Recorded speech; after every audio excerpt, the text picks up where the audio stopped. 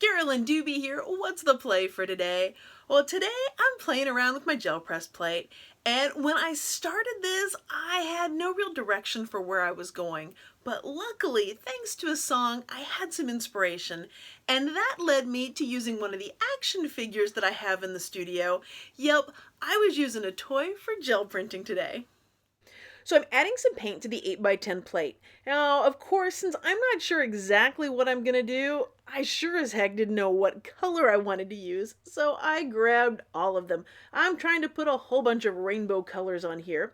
Now, the paints that I'm using are golden open paints, and the open paints, they don't dry as quickly as, quote, regular paints or standard paints. There's something in them that keeps them from drying out as quickly. So that means you can work with them a little bit longer.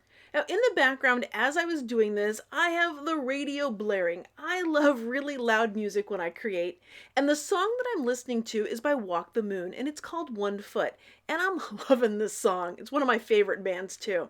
And I realized, hey, that's my inspiration for what I want to do here. There's a line in the song about putting 1 foot in front of the other, and that's so what I want on this plate. That's what I want to print, is 1 foot going in front of the other.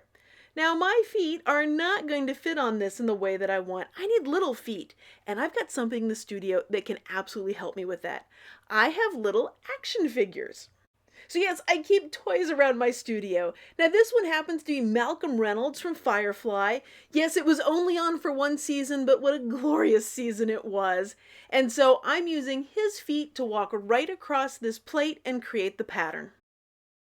Now just about anything can make a fun texture on one of the gel press plates. So if you happen to have some toys around, perhaps some kids that have, say, a few toys in their room, that's a great place to look for textures and patterns that you can put on here.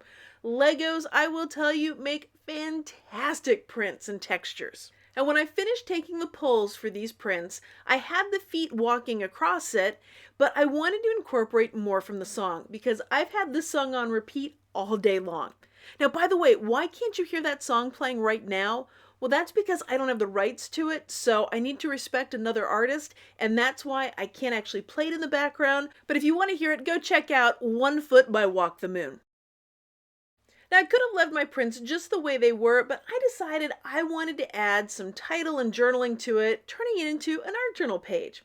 So I decided to stencil the title 1 Foot at the top. Now, you might wonder, why am I going backwards here? Well, I find for positioning words, it's so much easier if I start with the end of the word and work backwards. The big trick for that is actually spelling the word correctly. Now, what I'm using here for the O in 1 is the digit 0 or the number 0 because, well, 0 and O look a lot alike. So I'm actually going to use that because I want 1 in foot not to just look like a whole lot of O's being used. Now this stencil, by the way, is one that I created for over at StencilGirl Products called Ransom Alphabet. So why am I slowing down in my stenciling here? I have a quandary and I'm thinking about what to do. I'm going to have 2 O's next, but I don't want them to just look like 2 of the exact same letters one after the other. So I figured out a solution, and this really only works with a few letters. I'm actually going to flip it upside down so that one is one way, one is another way, so it doesn't look like just exact replicas of the same one. Because that might actually give it a little bit of a symmetrical look too much, and I didn't want to get that vibe going here since nothing on this page is symmetrical. Now the next thing that I wanted to do on this page started to freak me out. It scared me. It was so out of my comfort zone.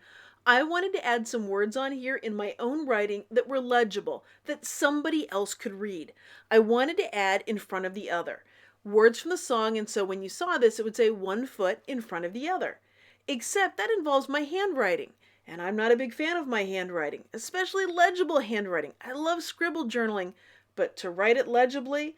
So yeah, so I was having all sorts of thoughts of how else I could do this, and I realized I was just going to have to take that risk. Now you'd think I was going to start doing, I don't know, skydiving without a parachute. All I was going to do was write a few words on this print.